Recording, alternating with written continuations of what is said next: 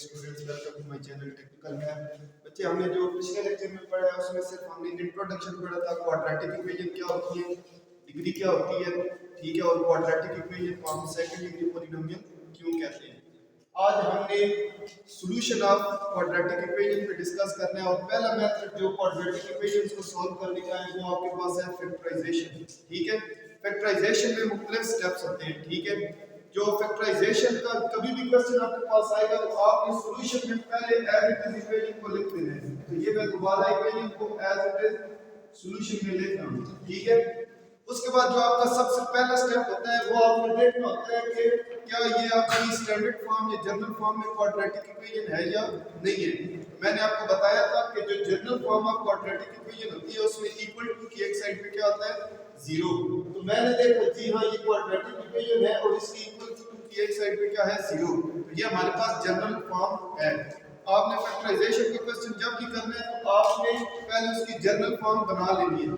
अब फैक्टराइजेशन क्या होती है, तो बच्चे ये जरा देख लें कि जो x के वाली टर्म है और जो x के बगैर वाली टर्म है इनको आपने करना है मल्टीप्लाई। तो 3 into 4 हमारे पास क्या आ जाता है, 12। अब बच्चे आपने इसके पॉसिबल पेयर्स बनाने हैं। 12 के पॉसिबल पेयर्स ऐसे कौन से वो दो नंबर हैं जिनको मल्टीप्लाई करें तो 12 आए। तो हम 1 से शुरू करते हैं, तो 1 को किस से मल्टीप्लाई करें तो 12 आता है, तो 12 से मल्टीप्लाई करें तो 12 आता है। फिर दूसरा हम इसका पेयर देखते हैं 2 से, 2 से किसको मल्टीप्लाई करें तो 12 आता है, 6। अब 3 को चेक करते हैं, तो 3 को किससे करें, 4। अब फिर अगर 4 आता है तो 4 को फिर 3 से करें तो वहां पे रेपिटेशन आ जाती है बच्चे। 3 4 हो या 4 3 हो तो इससे कोई फर्क नहीं पड़ता, क्योंकि आपको पता है कि 3 से आगे चलेंगे 4 है, तो 4 को 3 से करेंगे, 3 4 ऑलरेडी पहले गिवन है। जो ही रिपीटेशन होगी तो यही सिर्फ आपके पॉसिबल पेयर्स हैं जिनको मल्टीप्लाई करने से आपके पास 12 आता है, इसके अलावा कोई पॉसिबल पेयर नहीं है। अब ये 3 पेयर आ गए, इनमें से आपने एक पेयर को यूज करना है। तो मैं देखता हूं इनमें से मैं कौन सा पेयर यूज करूं जिनको ऐड या सब्ट्रैक्ट करने से मेरे पास +7 आ जाए। तो मैंने देखा कि मेरे पास सिर्फ एक ही वाला पेयर है।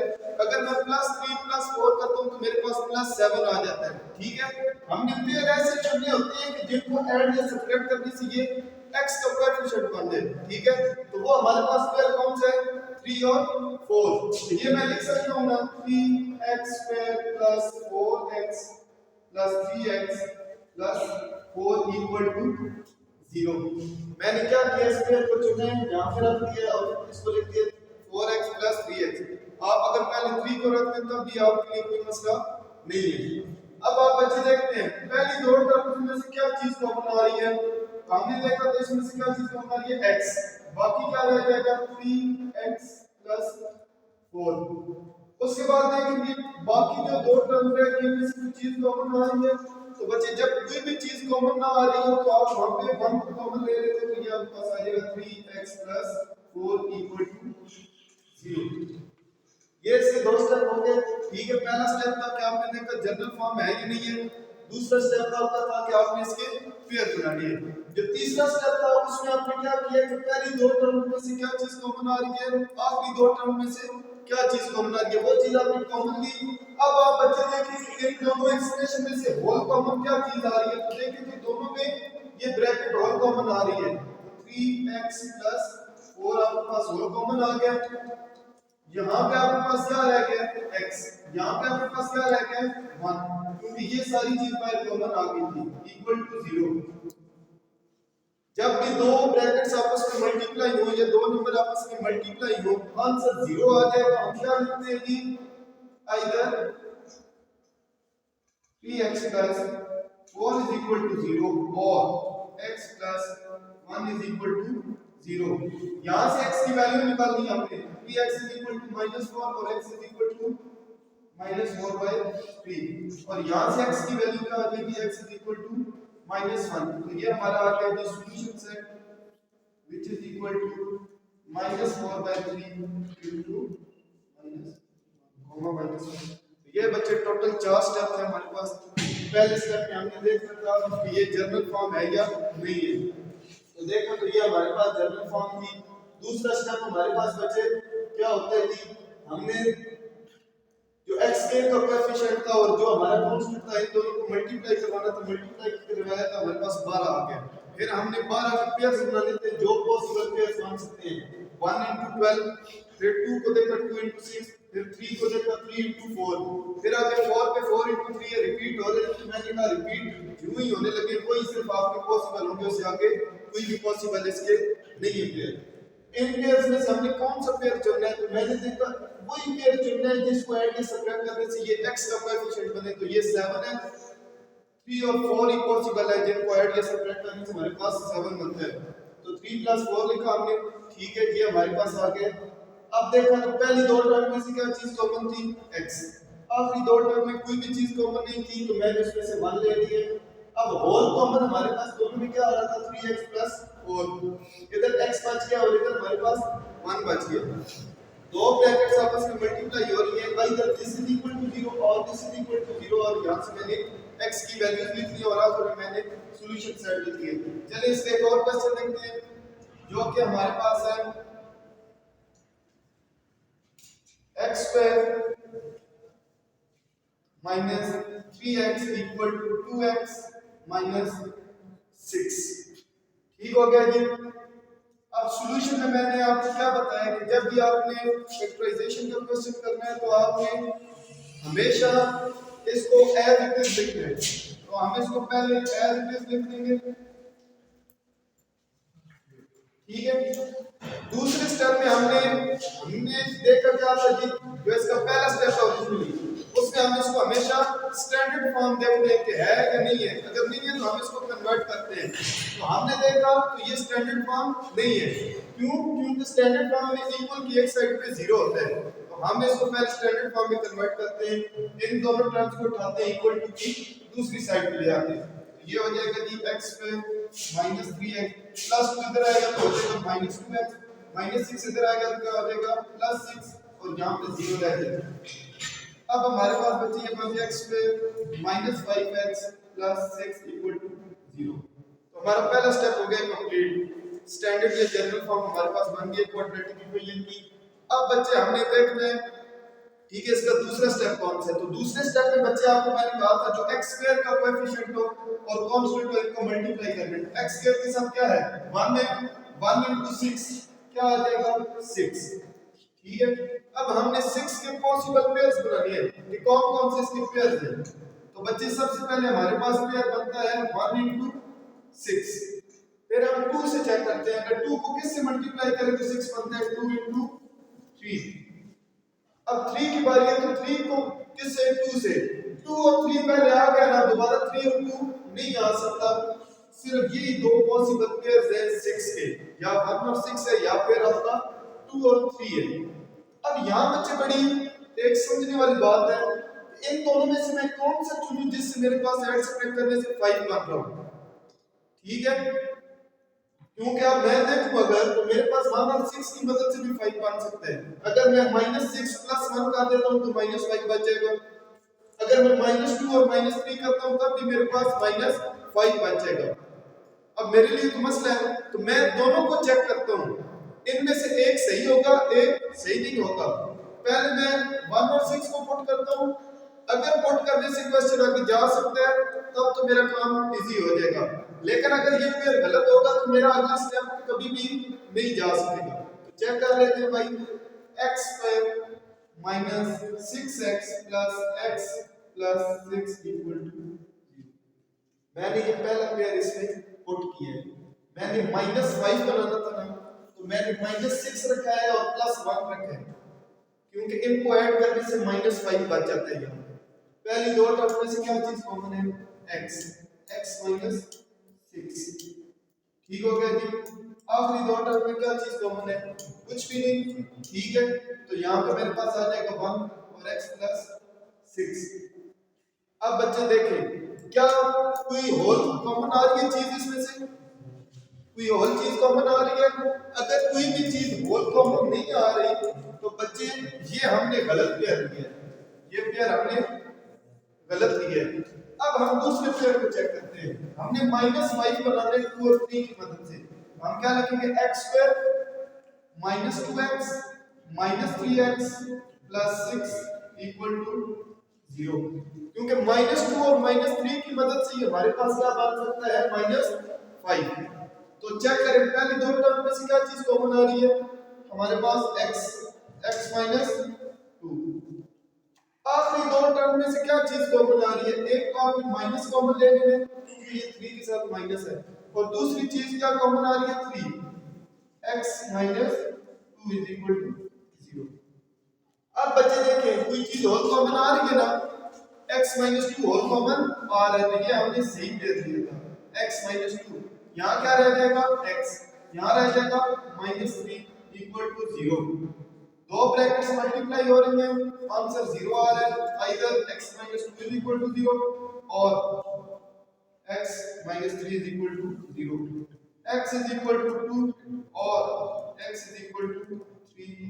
तो सॉल्यूशन सेट आपके पास क्या आ गया जी, solution set is equal to 2 and 3। ठीक है, तो अब हम इसका एक और क्वेश्चन देख लेते हैं बच्चे, 3x² जो इसका तीसरा क्वेश्चन है, 3x² -1 is equal to 1/5 1 - x। तो इस क्वेश्चन को भी बच्चे अगर गौर से देखा जाए तो हम सबसे पहले सॉल्यूशन में क्या करेंगे, एज इट इज। अब ये एज इट इज बच्चे मैं क्यों आपको कह रहा हूं बार बार, ठीक है, ताकि आपको ये चीज याद रहे जब आप पेपर में बैठे हुए होंगे, आपने सॉल्यूशन स्टार्ट करना है तो कई बच्चे सिर्फ क्वेश्चन नंबर दे देते हैं, ठीक है, क्वेश्चन के बारे में नहीं लिखते, ठीक है। आप ऐसे ही उसका अगर सॉल्यूशन स्टार्ट कर देंगे तो हो सकता है कि जो एग्जामिनर है या जो चेक करने वाला है उस पे अच्छे इंप्रेशन ना पड़े, लेकिन जब सॉल्यूशन में एक दफा एज इट इज लिखेंगे इससे थोड़ा सा आपका वो इमेज अच्छा बन जाता है कि आपने सॉल्यूशन में एक क्वेश्चन को एज इट इज लिखा है, बच्चे इसको फैक्टराइज करना है। तो सबसे पहले देखिए हम क्या करते हैं, फैक्टराइज में स्टैंडर्ड फॉर्म बनाते हैं। स्टैंडर्ड फॉर्म है या नहीं है, नहीं है, क्यों, क्योंकि स्टैंडर्ड फॉर्म में इक्वल टू की एक साइड पे क्या आना चाहिए 0, तो हम इसको step by step standard form बनाते हैं। पहले देखिए 5 से डिवाइड हो रहा है, दूसरी साइड पे जाके क्या हो जाएगा मल्टीप्लाई,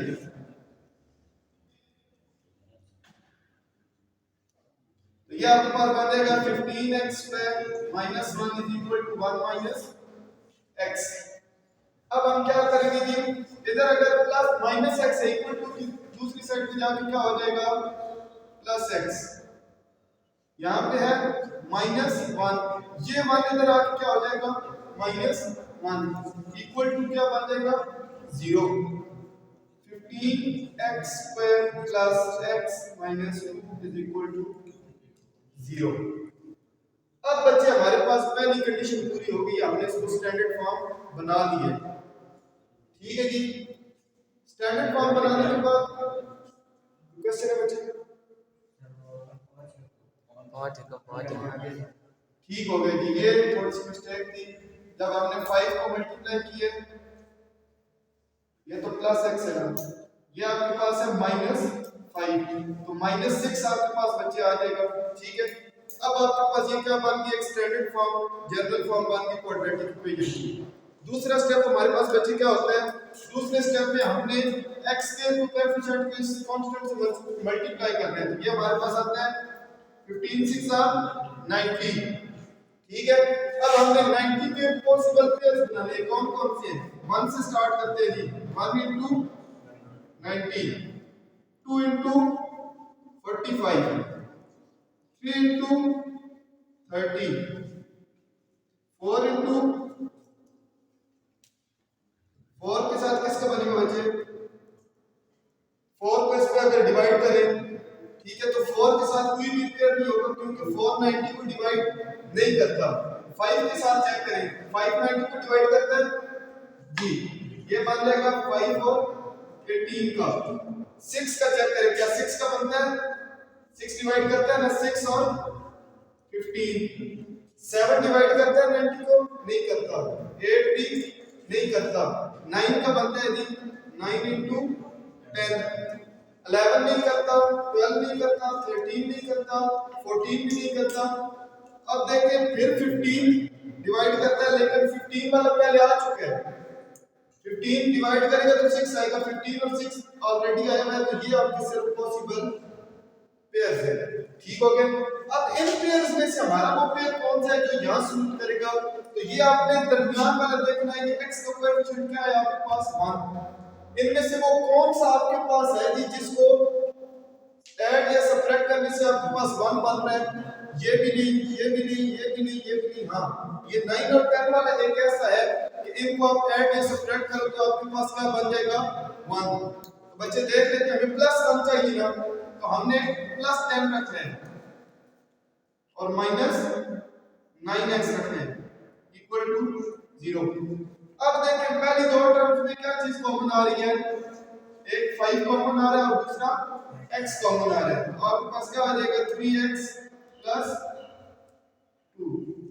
आखिरी दो टर्म में क्या चीज कॉमन आ रही है? एक में लिखा है माइनस और माइनस कॉमन आ रहे हैं और दूसरी चीज क्या कॉमन आ रही है? 3। यहाँ रह जाएगा 3x plus 2 equal to 0। Whole common क्या आ रहा है बच्चे? 3x प्लस 2 और यहाँ रह जाएगा 5x और यहाँ रह जाएगा माइनस। अब दोबारा देखें, ये आपके पास दो ब्रैकेट्स आ गई हैं, ठीक है, दोनों मल्टीप्लाई हो रही है, आंसर क्या है? 0। आइदर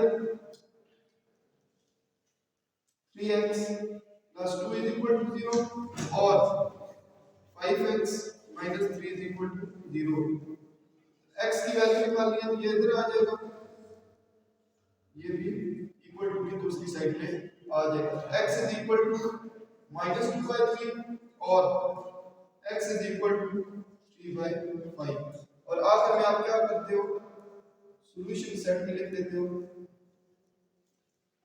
दोनों वैल्यूज माइनस 2 by 3 और 5 by 3। ये आपका आंसर है। ठीक है बच्चे। तो स्टूडेंट्स एक और हमारे पास क्वेश्चन है, ठीक है, इसको भी हमने फैक्टराइज करना है तो इसको भी हम देखते हैं। सबसे पहले हम क्या देखते हैं? इसको LCM 2x plus 3 into x plus 1 is equal to 1। अब हम सबसे पहले क्या देखते हैं? तो बच्चे अगर देखा जाए तो ये अभी स्टैंडर्ड फॉर्म नहीं है, तो हमें इसको जर्नल या स्टैंडर्ड फॉर्म बनाना है। तो पहले देखिए दो ब्रैकेट्स मल्टीप्लाई हो रही है, तो बच्चे ये एक आज न्यू चीज है कि जब दो ब्रैकेट्स मल्टीप्लाई होती है तो उनको मल्टीप्लाई कैसे किया जाता है। तो ये याद रखिएगा, जब भी दो ब्रैकेट्स मल्टीप्लाई हो तो जो पहली ब्रैकेट है इसके पहले नंबर को उठाएं और दूसरी पूरी ब्रैकेट के साथ इसको मल्टीप्लाई करवा दें, 2x into x plus 1। फिर इसके दूसरे नंबर को उठाएं, वो है प्लस 3, इसको भी इस दूसरी ब्रैकेट के साथ मल्टीप्लाई करवा दें, x plus 1 is equal to 1। तो ये आपने दो ब्रैकेट्स को आपस में मल्टीप्लाई करवाना सीख लिया है। कैसे? पहली ब्रैकेट को नंबर पहला पढ़ें, उसको दूसरी पूरी ब्रैकेट से मल्टीप्लाई करवा दिया, फिर इसका दूसरा नंबर पढ़ें जो प्लस 3 है इसको दूसरी पूरी ब्रैकेट से मल्टीप्लाई करवा दें, ये भी हो गया। ये हमारे पास क्या बन गया? 2x square plus 2x plus 3x plus 3 is equal to 1। अब देखिए क्या ये हमारे पास जनरल फॉर्म बन गई है? नहीं। क्यों? क्योंकि इक्वल टू की एक साइड पे क्या होना चाहिए? 0। इक्वल टू की एक साइड पे 0 बनाने के लिए हम क्या करेंगे? इस 1 को इक्वल टू के दूसरी साइड पे ले जाएंगे, ठीक है। ये 5x plus 3 minus 1 is equal to 0। ये 2x plus 3x minus 5x। अब बच्चे देखें हमारे पास जनरल फॉर्म बन गई है, ठीक है, प्लस 2 is equal to 0। तो अब हम इसको सॉल्व करते हैं। अब बच्चे देखें कि हमने सबसे पहले x स्क्वायर के कोएफिशिएंट को इस कांस्टेंट से मल्टीप्लाई करना है, 2 into 2 हमारे पास आ जाएगा 4। तो 4 के हमने पहले सबसे पहले पॉसिबल पेयर देखने हैं। 1 से स्टार्ट करते हैं, 1 को किससे मल्टीप्लाई करें 4 बनता है, तो 1 को 4 से मल्टीप्लाई करें तो 4 बनता है। फिर 2 की बारी, 2 को किससे मल्टीप्लाई करें तो 4 बनता है, तो 2 को 2 से मल्टीप्लाई करें तो 4 बनता है। 3 डिवाइड नहीं करता 4 को और 4 1 फिर दोबारा कोई आ जाएगा, तो हमारे पास टोटल की दो पॉसिबल पेयर्स है, ठीक है। इनमें से अब कौन सा चुनना है वो हमें ये x का कोएफिशिएंट बताएगा। हमने 5 बनाना है, तो ये possible only when 1 and 4 is the pair, ठीक है। तो हम यहां बना लेते हैं 2x स्क्वायर प्लस 4x और प्लस 1x plus 2 is equal to 0। पहली दो टर्म में क्या चीज कॉमन आ रही है? 2 भी कॉमन है और x भी, रह जाएगा x plus 1। आखिरी दो टर्म में के में कोई भी चीज कॉमन नहीं आ रही, तो हम क्या करेंगे? यहाँ पे प्लस 1 को कॉमन ले लेंगे, क्या आ जाएगा? x plus 2 equal to 0। ठीक है। तो बच्चे यहाँ पे छोटी सी ये 4x था तो यहाँ पे 2 बच जाएगा, ठीक है। अब देखिए हमारे पास होल क्या चीज को बना रही है, तो हमारे पास होल को बना रहा है x + 2, यहाँ क्या रह जाएगा 2x और यहाँ क्या रह जाएगा +1 = 0। अब दोबारा वही चीज बच्चे, दो ब्रैकेट्स मल्टीप्लाई हो रही है, इक्वल टू किसके आ रही है 0 के, तो हम क्या लिखते हैं आइदर 2x + 1 = 0 और x + 2 = 0। ये आ जाएगा 2x = -1 या x = -1/2 और यहाँ पे आ जाएगा x = -2। सॉल्यूशन सेट में x की कौन सी वैल्यूज आ गई मुझे, ये आ गई -1/2 और -2। ठीक हो गया जी। इसके बाद एक और प्रॉब्लम देखते हैं जो कि हमारे पास है, इसकी पांचवी प्रॉब्लम, ठीक है। 4/x - 1 और 5/x + 2 -5/x + 2 = 3/x। तो बच्चे अगर इसको देखा जाए तो ये भी हमारे पास स्टैंडर्ड फॉर्म नहीं है, तो हम इसका सॉल्यूशन स्टार्ट करते हैं। तो सॉल्यूशन में पहले क्या करते हैं बच्चे, as it is 4/x - 1 - 5/x + 2 = 3/x। तो बच्चे अगर देखा जाए तो ये हमारे पास जनरल फॉर्म नहीं है, तो हम इसको पहले सिंपलीफाई करेंगे। तो आपको यहाँ पे दो फ्रैक्शंस नजर आ रही हैं, दो बटे नजर आ रहे हैं, तो हमेशा याद रखिएगा जब दो फ्रैक्शन हो उनको सिंपलीफाई कैसे किया जाता है, उनका एलसीएम लिया जाता है। इसका हमारे पास एलसीएम क्या आएगा, x - 1 * x + 2, ये हमारे पास एलसीएम आ गया। अब ऊपर पहले देखें क्या है, 4 है, 4 लिख दिए। अब यहाँ बच्चे देखिए अगर 4 के नीचे x - 1 है तो 4 के साथ x + 2 होगा, ये दूसरे वाले। इसी तरीके से ऊपर है -5, अगर -5 के नीचे x + 2 है तो -5 के साथ क्या आएगा x - 1, ठीक है, = 3/x। दोबारा देखें एलसीएम कैसे लेते हैं, ये x - 1 x + 2 तो मेरा एलसीएम आ गया। अब यहाँ पे आपने क्या देखना है कि ऊपर अगर 4 है और 4 के नीचे x - 1 है तो 4 के साथ क्या आएगा x + 2। ऊपर 5 है, 5 के नीचे अगर x + 2 है तो 5 के साथ कौन आएगा x - 1। हाँ जी, 4x + 8 - 5x - 5 डिवाइडेड बाय, इनको आपस में दो ब्रैकेट्स को मल्टीप्लाई करवाना है, ठीक है। पहले x को x + 2 से मल्टीप्लाई करवाना, फिर -1 को x + 2 से मल्टीप्लाई करवा, ये हो जाएगा 3/x। हाँ जी बच्चे ऊपर देखें x वाली कितनी टर्म है, एक ये है 4x, एक है -5x। 4 - 5, ये आपके पास क्या रह जाएगा -x यानी -1x + 8 - 5, तो ये बच्चे आपके पास क्या रह जाएगा +3। इनको मल्टीप्लाई करवाइए, क्या हो जाएगा x² + 2x -1 को मल्टीप्लाई करवाइए तो -x - 2 = 3/x। अब बच्चे आपने इनको सिंपलीफाई करना है, ये हो जाएगा -x + 3 x² +x, देखिए +2 - 1, तो 2 - 1 आपके पास 1 ही रह जाएगा और ये है -2 = 3/x। अब देखें इक्वल टू की दोनों साइडों पे एक फ्रैक्शन है, इसको खत्म करने के लिए हम क्या करेंगे, क्रॉस मल्टीप्लाई करवा देंगे।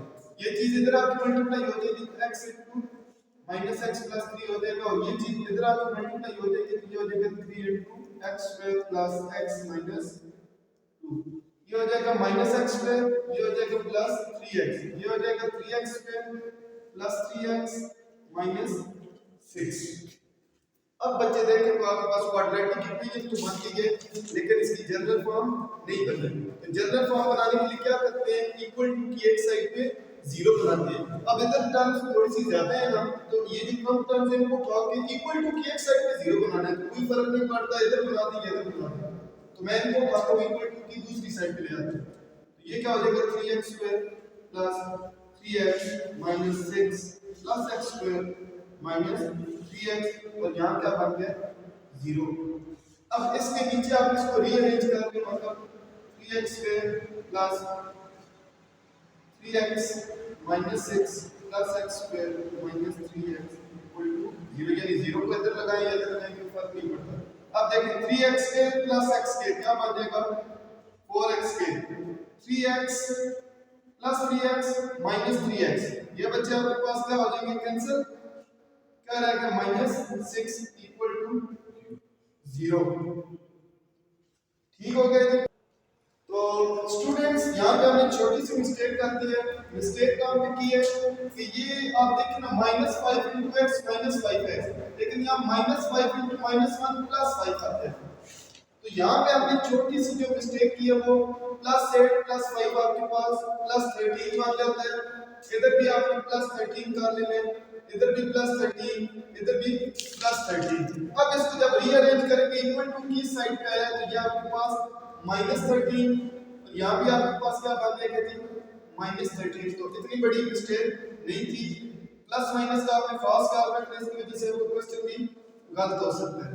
अब देखें 3x square plus x square, तो ये तो हो गया 4x स्क्वायर, ये है प्लस 3x, ये है माइनस 13x, तो माइनस 10x, प्लस 3 माइनस 13 तो माइनस 10x, और ये आपके पास अकेला है minus 6 which is equal to 0। बच्चे देखिए क्या चीज कॉमन आ रही है, हमारे पास इसमें से 2 कॉमन आ रहा है, तो 2x square minus 5x minus 3 equal to 0। ये 2 इधर मल्टीप्लाई हो रहा है, इधर जाके क्या हो जाएगा डिवाइड खत्म हो जाएगा, 0 से कोई भी चीज डिवाइड होकर क्या हो जाती है खत्म। तो आपके पास क्या रह जाएगा 2x square minus 5x minus 3 equal to 0। General form बन गई है। अब फैक्टर बनाएं, कौन सा नंबर होगा 2 into 3 तो 6, 6 के फैक्टर पेयर बनाएगा, कौन से 1 और 6, 2 और 3, दोबारा 3 और 2 हो जाएगा, तो पॉसिबल सिर्फ ये दो ही है। अब इन दो में से हमने कौन सा चुनना है, या 1 6 होगा या फिर 2 3 होगा। तो मैंने कहा था जब भी ऐसा हो कि दोनों फैक्टर तकरीबन एक जैसे होंगे, देखो 6 और 1 की मदद से भी 5 बन सकता है और 2 और 3 की मदद से भी 5 बन सकता है। तो हम पहले एक फैक्टर को चेक कर लेते हैं, अगर वो सही होगा तो क्वेश्चन सॉल्व हो जाएगा, नहीं होगा तो हमारा क्वेश्चन रजिस्टर में रुक जाएगा।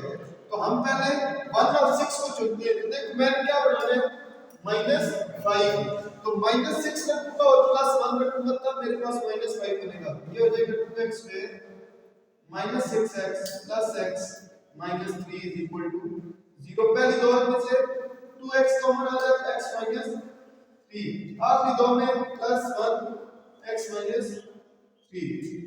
तो बच्चे देखिए हमारे पास होल कॉमन क्या आ रहा है x -3, यहाँ क्या रह गया 2x, यहाँ पे रह गया है -1 इक्वल टू 0। तो बच्चे जब भी दो ब्रैकेट्स मल्टीप्लाई होती है इक्वल टू 0 आता है, तो इधर x -3 इज इक्वल टू 0 और 2x -1 इज इक्वल टू 0। बच्चे यहाँ से तो x की वैल्यू आ गई है 3, यहाँ से x की वैल्यू निकाली है, तो ये हो जाएगा 2x इज इक्वल टू 1 और x इज इक्वल टू 1/2। जी बच्चे यहाँ पे हाँ ये 2x + 1 पर सॉरी इक्वल टू के साइड ये -1/2, ये आपका सॉल्यूशन सेट आ गया है 3 और -1/2। शाबाश बच्चे, आपने ये जो गलतियां नोट की है ठीक है। तो ये आप